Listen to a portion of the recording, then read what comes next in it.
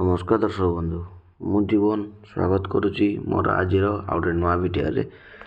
तो दर्शक बंधु आप जानते कि सुभद्रार जो चतुर्थ किसी आसवा कथा माने आप फास्ट सेकेंड थर्ड तीनटा किस्त आप पाई सारी एवं आप अपेक्षा कर कि आपंकर चतुर्थ किस्ती केवे आसो। ठीक अच्छे माने आप फोर्थ इन्स्टलमेंट जो पाइबे तो ये पैसा आपंकर केवे आसो। ठीक अच्छे कि फास्ट किस्ती आप सेकेंड किस्ती तृतीय किस्ती आपते ना 5,000 कर पाई सारी। ठीक अच्छे बर्तमान फोर्थ किस्ती आसो सी आपंकर 5,000 टका लेखा आसो। ठीक अच्छे तो ये फोर्थ किस्ती आसो सरकार सब देखते आप ना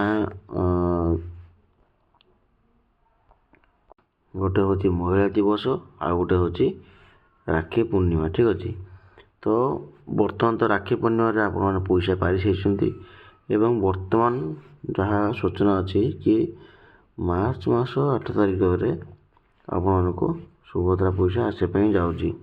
ठीक अच्छे मार्च मास 8 तारिख आप सुभद्रा पैसा आसो केते टंका आसो ना 5,000 टका लेखा आसो जोटा कि आपणकर फोर्थ इन्स्टलमेंट।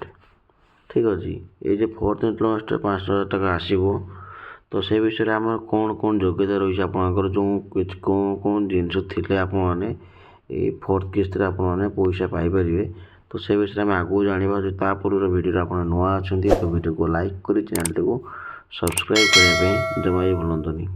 तो दर्शक बंधु आप जानते कि जो फास्ट सेकेंड थर्ड तीन किस्ती था सीटा गोटे आपर अलग किसी योग्यता थी कि जहाँकि आपंकर 21 वर्ष होता है पैसा पाइबे एवं आपंकर जदि 2.5 लाख रु 3 लाख टका वर्ष को हो आपने पैसा पाइपर। बर्तमान जो जिनसा आसकर सूचना जहाँ कि मुझे कहबी आपको तो साधारणतः से विषय जाना कौन अच्छी सूचना देखो लिखाई कि योग्यता। ठीक अच्छे माने आप फोर्थ इन्स्टलमेंट पाइबे तो तार कौन योग्यता अच्छी ना कोर अच्छे आवेदनकारी ओडावासी होते खोर आवेदनकारी NFS SFS अंतर्भुक्त होते बंची परिवार जड़े महिला सुभद्रा अधीन आवेदन करें तो परिवार वार्षिक आय 2.5 लाख रु केवल 2 लाख एवं 50,000 टका अधिक हो न। ठीक अच्छे ताने बुझीपारे आपंकर जब इनकमटा 2.5 लाख रु अधिक हो आपने सुभद्रा पैसा पाइपर ना। यही योजना अधीन योग्य होगापी आवेदनकारी बयस धार्य तारीख अनुजाई 21 वर्ष किंबा अधिक एवं 60 वर्ष कम होगा उचित।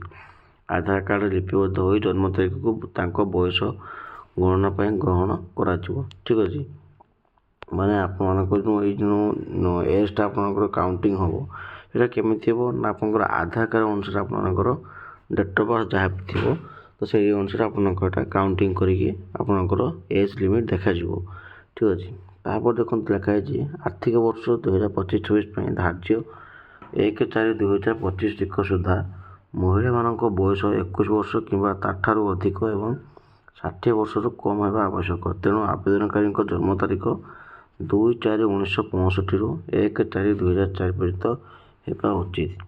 ठीक अच्छे माने आपंकर जो 25-26 अनुसार 1/4/2025 तारीख सुधा।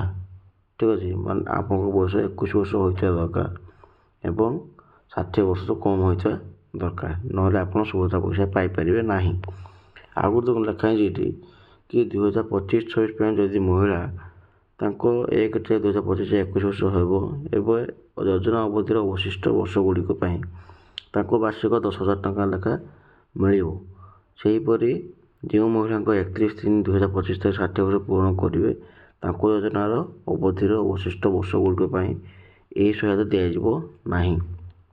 ताने ये आपको कहुई ये 10,000 टका आपको मिलता केमी मिल ना 5,000 कर आपंकर 2टी इन्स्टलमेंट आप पैसा पाइबे जोटा कि एक हूँ गोटे महिला दिवस एवं 2 नंबर हूँ आपंकर राखी पूर्णिमा। ठीक अच्छे तापर आ गोटे कथा कह आप जो जिनस रहा आप योग्यता कौन गोल्सटा मतलब आप कहीदेली बाकी आप जो सुभद्रा योजना ना जहाँ कटिला से पुनर्बार एप्लाय कर तो सेटा आप स्टाटस आप चेक कर से विषय मुझे जनाऊँ आपको। ଦେଖନ୍ତୁ ସୁଭଦ୍ରା ପଇସା ଆପଣମାନେ ଏଠି ପୋର୍ଟାଲ ଓପନ୍ କରିସାରିଲା ପରେ ଆପଣମାନଙ୍କର ଗୋଟେ ଦେଖନ୍ତୁ ଡାହାଣ ପଟେ ଲେଖି ଆସୁଛି କି ଆବେଦନ ସ୍ଥିତି, ଠିକ୍ ଅଛି। ତ ଏଇ ଆବେଦନ ସ୍ଥିତି ଉପରେ କ୍ଲିକ୍ କରିବେ। ଆବେଦନ ସ୍ଥିତି ଉପରେ କ୍ଲିକ୍ କରିସାରିଲା ପରେ ଆପଣମାନେ କ'ଣ କରିବେ ନା ଏଇଠି ଆପଣଙ୍କର ଦେଖନ୍ତୁ ଲେଖା ହେଇଛି ଆପଣଙ୍କର ଆଧାର ନମ୍ବର, ଠିକ୍ ଅଛି। ଏଇଟା ଆପଣଙ୍କର ନିଜ ଆଧାର କାର୍ଡ଼ ନମ୍ବର ଦେବେ, ଠିକ୍ ଅଛି।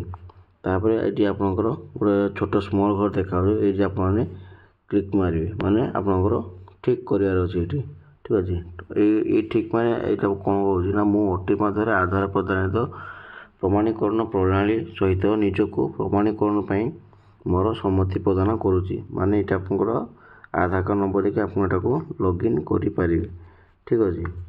ତାପରେ ଆପଣ କ'ଣ କରିବେ ନା ଏଇଠି ଆପଣ ଲଗ୍ଇନ୍ ଉପରେ ଆପଣ କ୍ଲିକ୍ କରିବେ। କ୍ଲିକ୍ କରିସାରିଲା ପରେ କ'ଣ ହେବ ନା ଆପଣଙ୍କର ଗୋଟେ ଯେଉଁ ଆଧାର କାର୍ଡ଼ ମୋବାଇଲ୍ ନମ୍ବର ଲିଙ୍କ୍ ଥିବ ସେଇଠି ଆପଣଙ୍କର ଗୋଟେ OTP ଯିବ, ଠିକ୍ ଅଛି। OTP ଦେଇସାରିଲା ପରେ ଆପଣ କ'ଣ କରିବେ ନା ନିଜ ନିଜର ଷ୍ଟାଟସ୍ ଆପଣମାନେ ଚେକ୍ କରିପାରିବେ, ଠିକ୍ ଅଛି। ତ ଏଇଟା ମୁଁ ଆଉ ଗୋଟେ ଭିଡ଼ିଓ ବନେଇଥିବି, ତ ସେଥିପାଇଁ ଆପଣ ଜମା ଟେନସନ୍ ନିଅନ୍ତୁନି। ତାପରେ ଯଦି ଆପଣ ଭିଡ଼ିଓ ନୂଆ ଅଛନ୍ତି ଭିଡ଼ିଓକୁ ଲାଇକ୍ କରି ଚ୍ୟାନେଲଟାକୁ ସବସ୍କ୍ରାଇବ୍ କରିବା ପାଇଁ ଜମା ବି ଭୁଲନ୍ତୁନି।